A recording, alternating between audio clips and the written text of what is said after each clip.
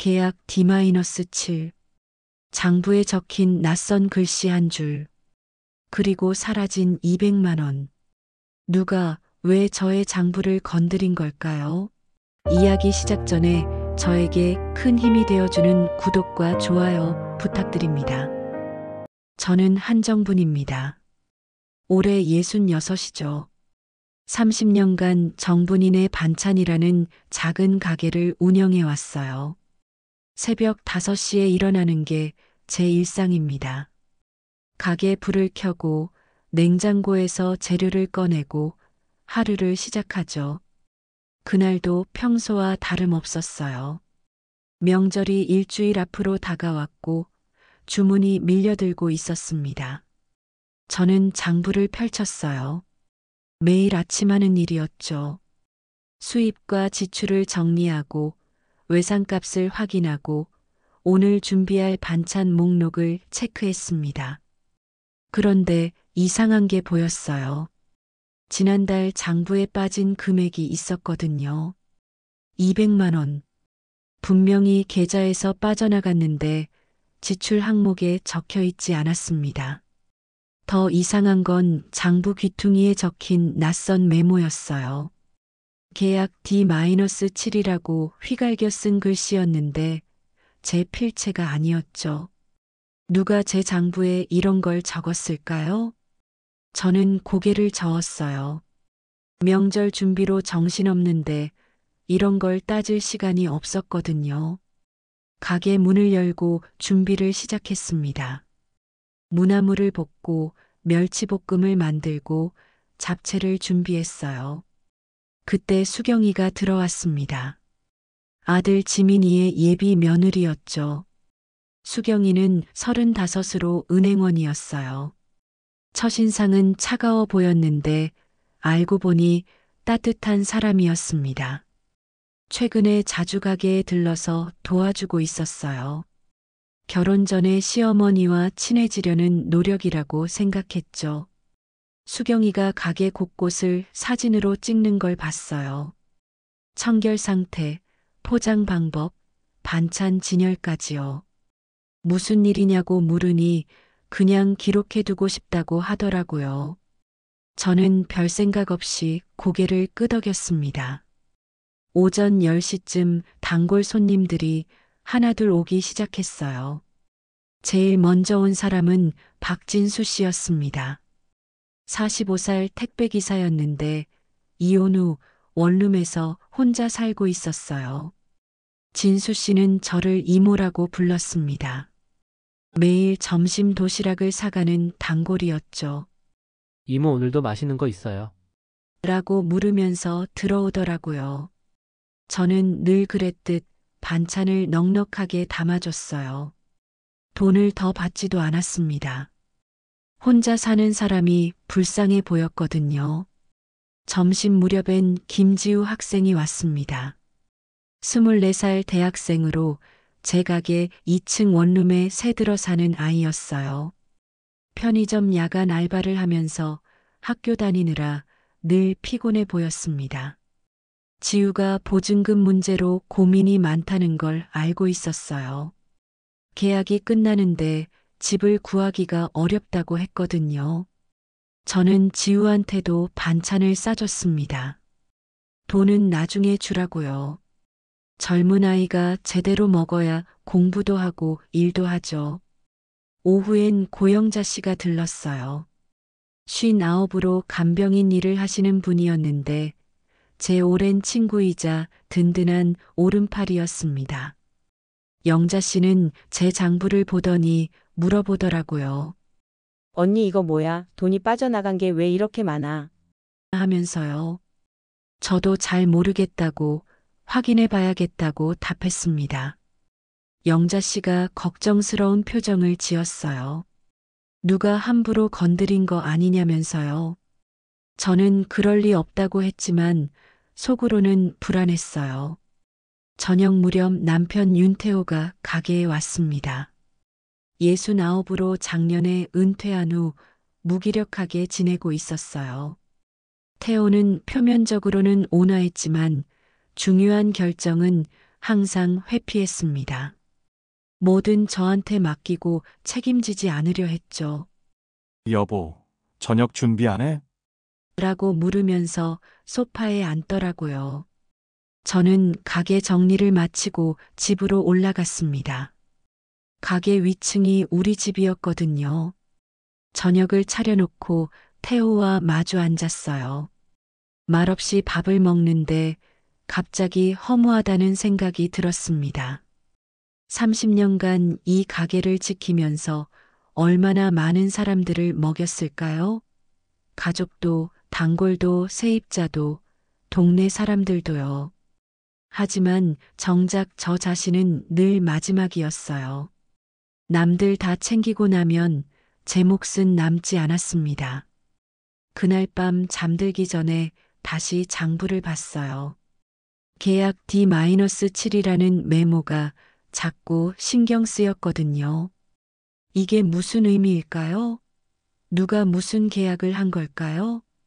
불안한 마음으로 잠들었습니다. 다음 날 아침 아들 지민이가 찾아왔습니다. 38살인 지민이는 재혼을 앞두고 있었어요. 전처와 이혼한 지 3년 만에 수경이를 만나 새로운 시작을 준비하는 중이었죠. 지민이가 가게에 앉아서 말을 꺼냈어요. 엄마, 저희 결혼하고 전세 들어가려면 돈이 필요한데 이 건물 좀 정리하면 안 될까? 하는 이야기였습니다. 저는 귀를 의심했어요. 건물을 정리한다는 게 무슨 뜻이냐고 물었죠. 지민이는 차분하게 설명했습니다. 가게 건물을 팔거나 재개발하면 목돈을 만들 수 있고 엄마도 이제 나이가 있으니까 편하게 쉬는 게 좋지 않을까? 저는 할 말을 잃었어요. 30년간 지켜온 가게를 그냥 정리하라는 말이 믿기지 않았거든요. 더 큰 충격은 그 다음이었습니다. 제 남동생 한상수가 찾아온 거예요.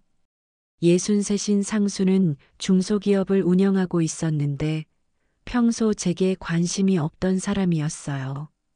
상수가 갑자기 나타나서 말하더라고요. 누나, 우리 어머니 유언장 없어? 이 건물은 남매가 반반 나눠 가져야 하는 거 아니야?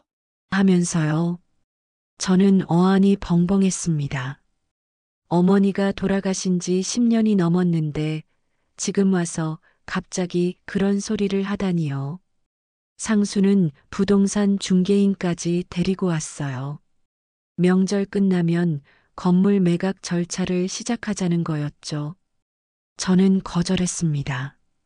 이 건물은 제가 30년간 가게를 운영하면서 지켜온 곳이라고 함부로 팔 수 없다고요. 하지만 상수는 들으려 하지 않았어요. 법적으로 자기 지분이 있으니까 권리를 주장하겠다고 하더라고요. 지민이도 상수 편을 들었어요. 현실적으로 생각해야 한다면서 건물 팔아서 나눠 가지면 모두 좋지 않겠냐고 했습니다. 저는 그날 가게 문을 닫고 혼자 앉아 있었어요. 평생 가족을 위해 살았는데 정작 가족들은 제 마음을 이해하지 못하고 있었습니다. 오후에 단골 손님들이 하나둘 왔어요. 진수 씨는 명절 반찬을 미리 주문하러 왔고 지우는 보증금 문제로 걱정이 많다면서 조언을 구했습니다. 영자 씨도 들러서 명절 때 팔 반찬을 같이 준비하자고 했어요. 저는 이 사람들한테 외상으로라도 반찬을 내줬습니다. 돈이 당장 없어도 먹어야 명절을 보내니까요. 그날 저녁 영자 씨가 조용히 말했어요. 언니, 선배님, 어머님이 깔끔하신 분이셨잖아. 기록을 분명히 어딘가 남겨뒀을 텐데 하면서요. 저도 그 생각을 했었어요. 어머니는 모든 걸 정리하고 기록하는 분이셨거든요. 하지만 어머니가 돌아가신 후 집을 다 뒤졌는데 유언장은 없었어요. 상수 말대로 법적으로는 반반 나눠야 하는 게 맞을지도 모릅니다. 그날 밤 저는 오래된 반찬 레시피 노트를 꺼내봤어요. 어머니가 남겨주신 노트였죠. 페이지를 넘기다가 사진 한 장이 떨어졌습니다. 젊은 시절 제 모습과 어머니, 그리고 작은 서류 봉투를 들고 있는 사진이었어요. 이게 뭘까요? 언제 찍은 사진인지도 기억이 나지 않았습니다. 명절이 사흘 앞으로 다가왔습니다. 주문이 폭주해서 저는 밤낮 없이 일했어요. 영자 씨와 수경이가 도와줬지만 손이 모자랐습니다. 그런데 상수가 또 들이닥쳤어요. 이번엔 부동산 중개인과 변호사까지 데리고 왔습니다. 상수가 서류를 내밀면서 말하더라고요. 명절 끝나면 건물 임대 계약 해지 통보를 할 거야. 저는 어이가 없었어요. 지금 새 들어 사는 사람들이 있는데 어떻게 함부로 계약 해지를 하냐고 항의했죠. 상수는 냉정했습니다. 법적으로 건물주 권리가 있으니까 가능하다면서 이미 절차를 밟고 있다고 했어요. 그 말을 듣고 지우가 울음을 터뜨렸습니다. 지우는 보증금이 묶여 있어서 당장 다른 집을 구할 수가 없었거든요.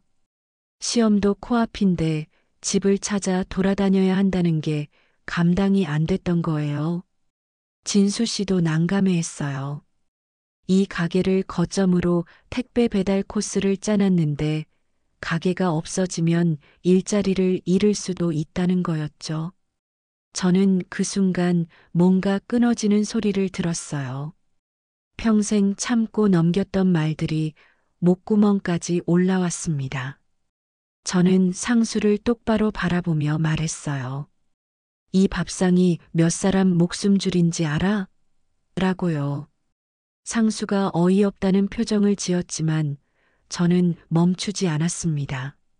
30년간 이 가게로 얼마나 많은 사람들이 밥을 먹고 살았는지, 혼자 사는 사람들이 어떻게 이 반찬으로 버텼는지 동생은 알지도 못하면서 돈만 계산하고 있다고 소리쳤어요. 상수는 화를 내면서 나갔습니다. 법대로 하겠다면서요. 지민이도 난처한 표정이었어요. 엄마가 너무 감정적이라면서 현실을 봐야 한다고 했습니다. 저는 그날 가게를 닫고 혼자 앉아 울었어요. 제가 뭘 잘못한 걸까요? 사람들을 돌보는 게 잘못인가요? 영자 씨가 옆에 앉아서 제 어깨를 토닥였습니다. 언니는 잘못한 게 없다고, 오히려 너무 많이 참았다고 하더라고요. 그날 저녁 집에 올라가니 태호가 소파에 앉아 텔레비전을 보고 있었어요. 저는 태호한테 물었습니다. 당신 생각은 어떠냐고, 가게를 정말 팔아야 하는 거냐고요. 태호는 한참을 망설이다가 대답했어요. 그냥 팔고 편히 살자고, 이제 나이도 있는데 이렇게 힘들게 살 필요 없다고요. 저는 허탈했습니다. 남편마저 제 편이 아니었어요. 그날 밤 저는 오래된 반찬책을 다시 꺼내봤어요. 어머니가 남긴 레시피들을 하나하나 읽으면서 눈물이 났습니다. 어머니도 이렇게 힘들었을까요? 가족과 이웃 사이에서 혼자 버텼을까요? 그때 책 사이에서 또 뭔가 떨어졌어요. 사진 한 장이었습니다. 젊은 시절 저와 어머니가 국화 화분 앞에서 찍은 사진이었어요. 국화 화분. 그게 어디 있었더라? 명절 이틀 전 가게는 전쟁터였습니다. 주문받은 반찬을 모두 준비하느라 저는 거의 잠을 자지 못했어요. 영자 씨와 수경이가 밤까지 남아서 도와줬습니다. 수경이는 정말 열심히 일했어요. 처음엔 서툴렀지만 점점 익숙해지면서 제 손발이 되어줬죠.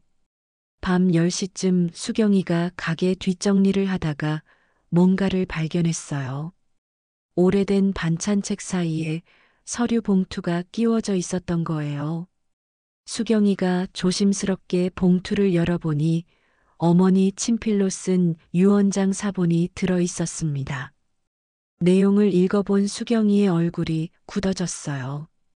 유언장엔 이렇게 적혀 있었어요. 가게 건물은 밥상 같은 집이 되길 바란다고 상속은 정분이가 70%, 상수가 30%라고 명시되어 있었습니다. 그리고 세입자들의 임대 보증금은 보호되어야 한다는 조항까지 적혀 있었어요. 수경이는 제게 바로 알려야 할지 고민했습니다. 자기는 아직 정식으로 며느리가 된 것도 아닌데 이런 중요한 일에 끼어드는 게 맞는지 확신이 서지 않았던 거예요. 하지만 유언장에는 원본 위치에 대한 힌트도 적혀 있었어요. 국화 화분 아래라고요. 수경이는 그날 밤 집에 가지 않고 가게에서 고민했습니다. 이걸 어떻게 해야 할지 말이에요. 한편 저는 그날 밤에도 태호와 대화를 시도했어요. 남편한테 제 진심을 말하고 싶었거든요. 이 가게가 저한테 얼마나 소중한지 단순히 돈벌이가 아니라 제 삶 그 자체라는 걸요. 하지만 태호는 여전히 회피했습니다. 그냥 팔고 편히 살자는 말만 반복했어요. 왜 그렇게 고집을 부리냐면서 이제 나이도 있는데 쉬어야 하지 않겠냐고요. 저는 그 순간 깨달았어요. 태호는 절대 제 편이 되어주지 않을 거라는 걸요. 은퇴 후 무기력하게 지내던 남편은 책임지고 싶지 않았던 겁니다. 결정을 내리고 누군가를 지키고 싸워야 하는 상황 자체가 부담스러웠던 거죠. 저는 외로움의 바닥을 느꼈습니다. 가족이라고 믿었던 사람들이 모두 등을 돌린 기분이었어요. 다음 날 아침 일찍 수경이가 찾아왔습니다. 어머님, 제가 드릴 말씀이 있어요.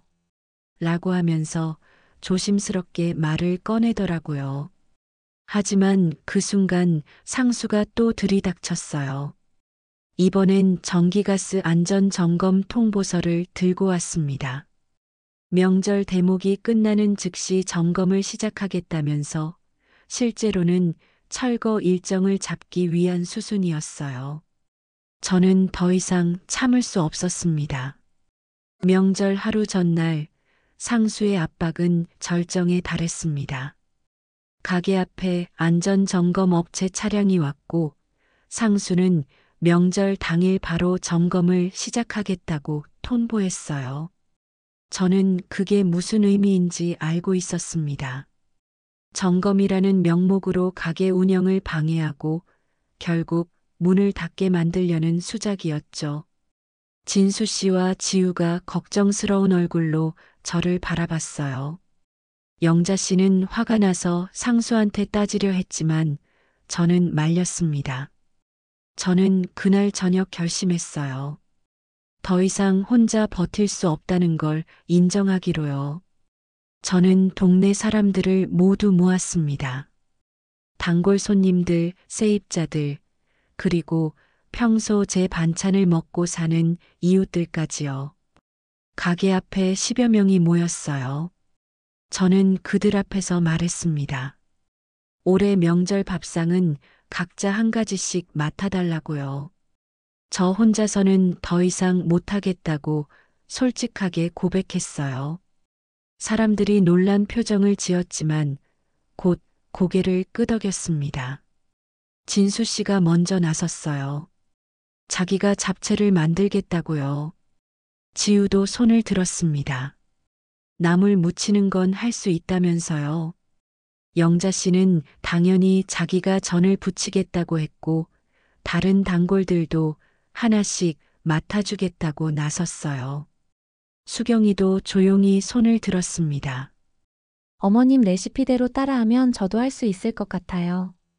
저는 그 순간 눈물이 났어요. 평생 혼자 감당해 왔는데 이제야 사람들이 함께 하겠다고 나서주는 게 너무 고마웠거든요. 그날 밤 공동 명절 밥상 준비가 시작됐습니다. 가게는 북적였어요. 진수 씨는 당면을 삶고, 지우는 콩나물을 다듬고, 영자 씨는 부침개 반죽을 만들었습니다. 수경이는 저한테 가까이 와서 속삭였어요. 어머님, 제가 발견한 게 있는데 말씀드려야 할 것 같아요. 하지만 그때 지우가 소리쳤습니다. 어머님, 이 국화 화분 옮겨도 돼요? 여기 있으면 자꾸 걸려서요. 국화 화분. 제 가슴이 철렁했어요. 저는 급히 지우한테 달려갔습니다. 화분을 조심스럽게 들어 올리니 바닥이 비어 있는 게 보였어요. 화분 받침대 밑에 작은 공간이 있었고 거기에 봉투 하나가 숨겨져 있었습니다. 명절 당일 아침 공동 밥상이 완성됐습니다. 각자가 준비한 음식들이 한 상에 차려졌어요. 진수 씨의 잡채, 지우의 나물, 영자 씨의 전, 그리고 수경이가 만든 갈비찜까지요. 저도 몇 가지 반찬을 준비했지만 대부분은 다른 사람들이 만든 거였어요. 상을 차리면서 저는 뭉클했습니다. 평생 혼자 만들어왔던 밥상을 이렇게 여럿이 함께 만드니까 훨씬 풍성하고 따뜻해 보였거든요. 사람들이 모여 앉아 식사를 시작하려는데 수경이가 제 손을 잡았어요. 어머님, 잠깐 밖에서 말씀 좀 나눠도 될까요? 라고 조심스럽게 말하더라고요. 저는 수경이를 따라 가게 밖으로 나갔습니다. 수경이가 가방에서 봉투 2개를 꺼냈어요. 하나는 제가 국화 화분 밑에서 찾은 봉투였고, 다른 하나는 수경이가 반찬책에서 찾은 사본이었습니다. 수경이가 말했어요. 어머님, 이게 진짜 유원장 원본인 것 같아요. 라면서 건네주더라고요.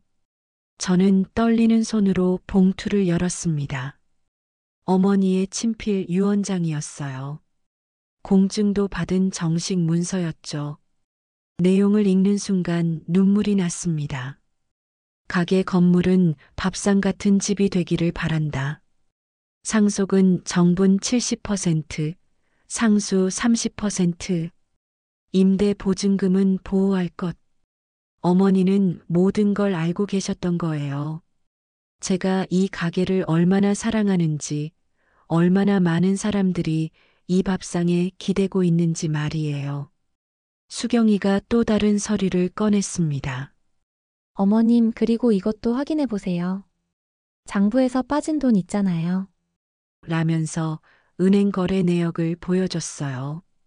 영자 씨가 정리해준 자료였는데 200만 원이 상수 계좌로 이체된 기록이 선명하게 찍혀 있었습니다. 상수가 제 몰래 가게 운영 자금을 빼간 거였어요. 그리고 그 돈으로 부동산 중개 수수료를 냈던 겁니다. 저는 그제야 모든 퍼즐이 맞춰지는 걸 느꼈어요. 장부에 계약 D-7이라는 메모도 상수가 건물 매각 일정을 적어둔 거였던 거죠. 저는 수경이를 똑바로 바라봤습니다. 고맙다고, 정말 고맙다고 말했어요. 수경이가 아니었으면 저는 영영 이 진실을 몰랐을 거라고요. 수경이가 조심스럽게 말했습니다. 어머님, 저는 아직 정식 며느리도 아닌데 이런 일에 끼어드는 게 맞는지 모르겠어요. 저는 수경이의 손을 꽉 잡았어요. 당신은 이미 우리 식구라고, 가족보다 더 가족 같은 사람이라고 말했습니다. 저희는 다시 가게 안으로 들어갔어요. 모두가 밥상 앞에 앉아 기다리고 있었습니다. 지민이와 태호도 와 있었고 심지어 상수까지 와 있었어요. 저는 유언장을 테이블 위에 올려놓았습니다. 그리고 조용히 말했어요. 어머니가 남긴 유언장을 찾았다고, 이제 진실을 말할 때가 됐다고요. 상수의 얼굴이 하얗게 질렸습니다. 저는 유언장 내용을 읽어줬어요. 건물은 7대3으로 상속되며 세입자 보호 조항이 있다는 것까지요. 그리고 장부에서 빠진 돈이 상수 계좌로 들어간 증거도 보여줬습니다. 상수는 변명하려 했지만 은행 거래 내역 앞에서는 아무 말도 할 수 없었어요. 지민이가 충격받은 표정으로 저를 봤습니다. 엄마, 이게 정말이에요? 라고 물으면서요. 저는 고개를 끄덕였어요. 모두 사실이라고, 이제 더 이상 숨길 게 없다고 답했습니다. 태호도 당황한 얼굴이었어요. 자기는 이런 줄 몰랐다면서 미안하다고 중얼거렸습니다. 상수는 결국 자리에서 일어났어요. 변호사랑 상의하겠다면서 나가려 했죠. 하지만 저는 상수를 불렀습니다. 동생아, 앉아. 밥이라도 먹고 가라고요. 상수가 멈춰 섰어요. 제 얼굴을 보더니 다시 자리에 앉았습니다. 저는 상수한테 말했어요. 법대로 하자고, 어머니 유언대로 7대 3으로 나누고 동생 몫은 제대로 정산해 줄 테니 더 이상 가게를 건드리지 말라고요. 상수는 한참을 말이 없다가 고개를 끄덕였습니다. 그날 명절 밥상은 이상하게도 따뜻했어요. 진실이 드러나고 나니 오히려 모두가 편안해진 것 같았습니다. 명절이 지나고 일주일 후 저는 변호사를 만났습니다. 수경이가 아는 변호사를 소개해 줬는데 부동산과 상속 전문가였어요. 변호사는 유언장을 검토한 후 말했습니다. 공증도 받았고 법적으로 유효하다고, 이대로 진행하면 된다고요. 저는 변호사에게 조건부 합의안을 작성해 달라고 부탁했어요. 첫째, 건물은 공동체 주방과 반찬 가게로 계속 유지할 것. 둘째, 상수한테는 정당한 지분을 분할 상환 방식으로 정리할 것. 셋째, 세입자와 단골 보호 조항을 명시할 것. 변호사는 좋은 방안이라면서 서류를 준비해 줬습니다. 며칠 후 저는 상수를 다시 만났어요. 이번엔 변호사와 함께 정식으로 협상 테이블에 앉았습니다. 저는 상수에게 합의안을 제시했어요. 건물은 계속 가게로 운영하되 상수 몫은 10년에 걸쳐 분할 상환하겠다고요. 상수는 처음엔 거부하려 했습니다. 당장 현금이 필요하다면서요. 하지만 변호사가 설명했어요. 유언장이 있는 이상 법정 싸움을 해도 승산이 없다고, 오히려 분할 상환이 상수한테도 유리한 조건이라고요. 상수는 한참을 고민하다가 결국 동의했습니다. 계약서에 서명하면서 상수가 말했어요. 누나, 미안해. 내가 너무 급했어. 라면서요. 저는 고개를 끄덕였습니다. 괜찮다고, 이제 각자 길을 가자고요. 그날 저녁 집에서 지민이가 찾아왔어요. 엄마, 저도 투자할게요. 라고 하면서 통장을 내밀더라고요. 지민이는 수경이랑 의논했다면서 정분인의 밀키트를 온라인으로 시작하자고 제안했습니다. 반찬을 택배로 배송하는 사업이었는데 요즘 혼자 사는 사람들이 많으니까 수요가 있을 거라는 거였어요. 수경이도 열심히 설명했어요. 자기가 은행원이라 온라인 결제나 물류 시스템을 도와줄 수 있다면서 같이 해보자고 했습니다. 저는 감동했어요. 처음엔 가게를 정리하자던 아들이 이제는 함께 키워가자고 하다니요. 태호도 변화했습니다. 남편이 조심스럽게 말했어요. 여보, 이번 명절 때 내가 설거지랑 배달 맡을게. 이제 나도 좀 일해야지 라면서요. 저는 태호를 바라봤어요. 은퇴 후 무기력하게 지내던 남편이 드디어 책임을 지겠다고 나선 거였습니다. 영자 씨는 공동체 주방 아이디어를 냈어요.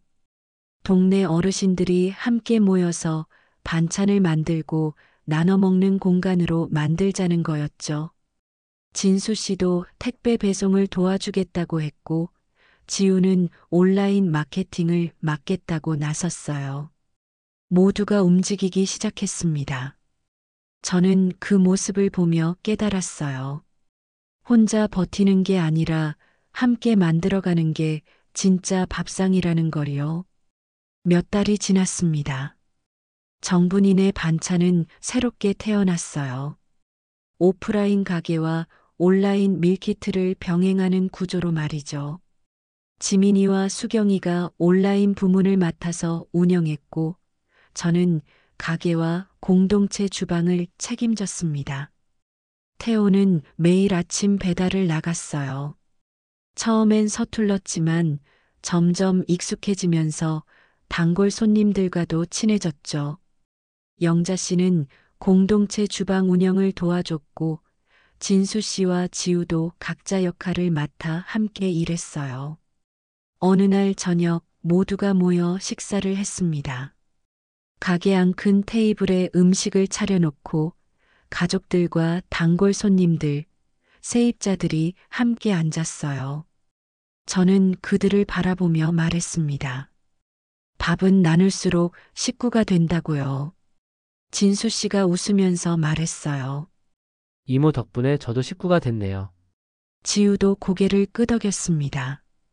어머님이 아니었으면 저는 학교도 못 다녔을 거예요. 영자 씨는 제 손을 꽉 잡았어요. 언니, 우리 오래오래 이렇게 살자. 저는 수경이를 불렀습니다.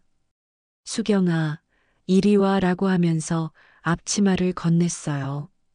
수경이가 놀란 표정으로 저를 봤습니다. 저는 수경이에게 앞치마를 입혀주면서 말했어요.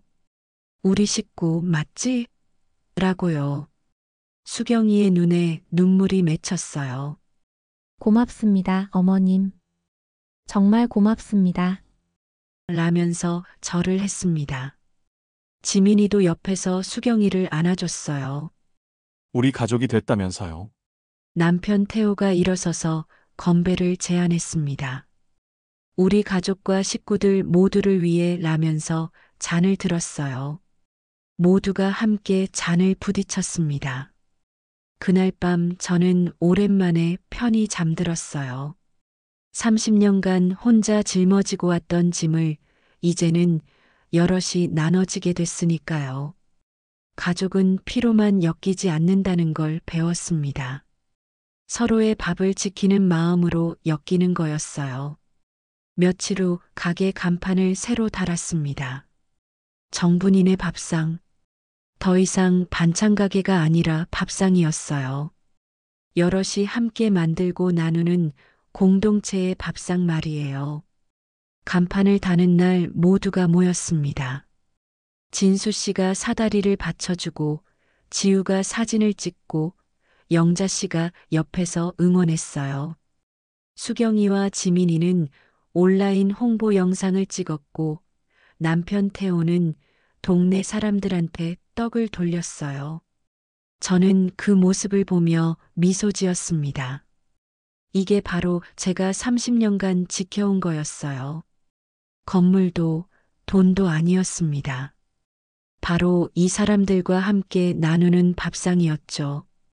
저녁 무렵 상수가 찾아왔어요. 오랜만에 보는 동생이었는데 표정이 한결 부드러워 보였습니다. 상수가 조심스럽게 말했어요. 누나, 밥 한 끼 먹어도 될까? 라면서요. 저는 웃으며 대답했습니다. 당연하지. 들어와라고요. 상수도 우리 밥상에 앉았어요. 어색했지만 함께 밥을 먹으니 마음이 풀리는 것 같았습니다. 식사를 마치고 상수가 말했어요. 누나, 내가 미안했어. 돈만 생각하고 누나 마음은 몰랐어. 저는 고개를 끄덕였습니다. 이제 됐다고 우리도 새로 시작하자고요. 그날 밤 저는 일기를 썼어요. 오늘 드디어 진짜 가족이 됐다고 피가 아니라 밥으로 엮인 가족이라고 적었습니다. 가게 불을 끄고 2층 집으로 올라가는데 남편 태호가 따라왔어요. 여보, 고생 많았어. 당신 덕분에 우리가 이렇게 살 수 있는 거야. 저는 남편 태호의 손을 잡았습니다. 우리 함께해서 가능한 일이었다고 답했어요. 그날 밤 저는 정말 편안하게 잠들었습니다. 더 이상 혼자가 아니었으니까요. 정분이네 밥상은 계속됩니다. 내일도 모레도 앞으로도 말이에요. 밥은 나눌수록 식구가 되고 식구는 함께할수록 가족이 됩니다. 이게 제가 30년간 배운 진리였어요. 오늘 준비한 이야기는 여기까지입니다. 느끼신 점이나 하고 싶은 말씀을 댓글로 남겨주세요. 여러분의 믿기 어려운 사연, 나누고 싶은 사연도 환영합니다. 언제든 댓글로 알려주세요. 오늘도 건강하고 행복한 하루 보내세요.